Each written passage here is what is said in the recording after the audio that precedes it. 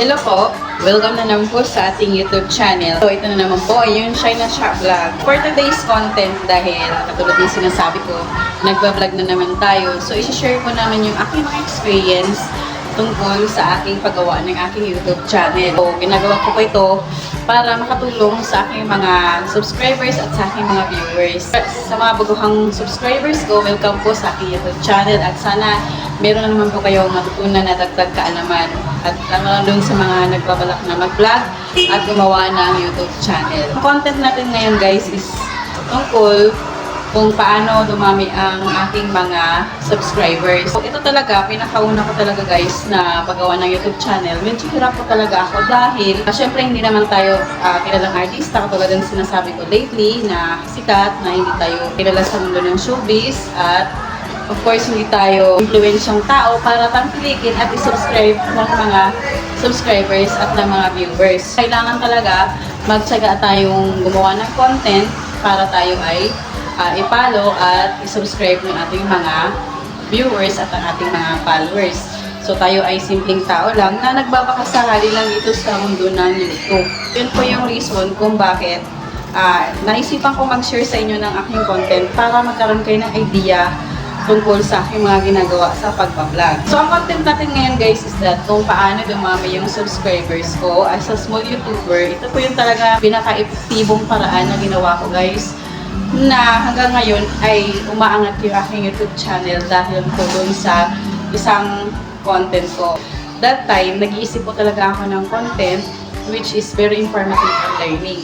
So, dahil nakapag-isip ako ng content na pwedeng makatulong sa ating mga viewers, lalo na sa ating mga subscribers, nag-isip ako ng paraan kung paano ako umangat or paano dumami aking subscribers. So, una, medyo mahirap po talaga. Kailangan guys, gumawa po kayo ng content na which is very informative, learning, and entertaining. Malaking utang na loob ko po dito sa aking content na to dahil dito po umangat talaga ang aking YouTube channel hanggang ngayon.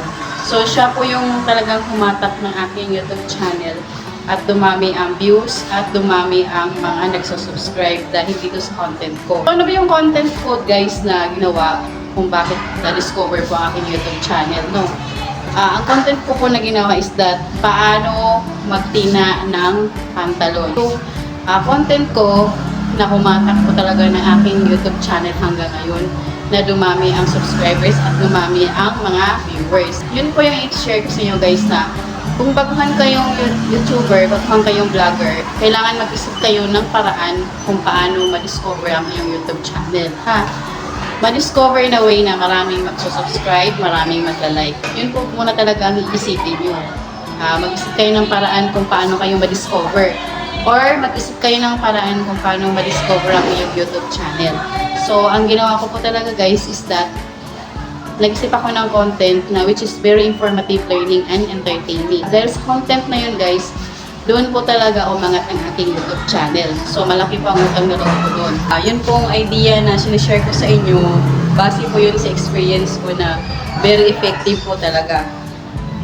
So yun po yung gagawin nyo guys ha. Ayan guys, kung gusto po talaga umangat ang iyong YouTube channel, mag-isip po kayo ng idea na which is learning and entertaining. So ito na naman po ang iyong Shine na Siya vlog na nagsasabi sa inyo kung kaya ko, I'm sure kakayanan mo rin. So don't forget to subscribe and hit the notification bell para may updated sa aking panibagong videos na i-upload. So sana guys, meron na naman pa kayong natutunan sa aking content for today. Don't forget to subscribe!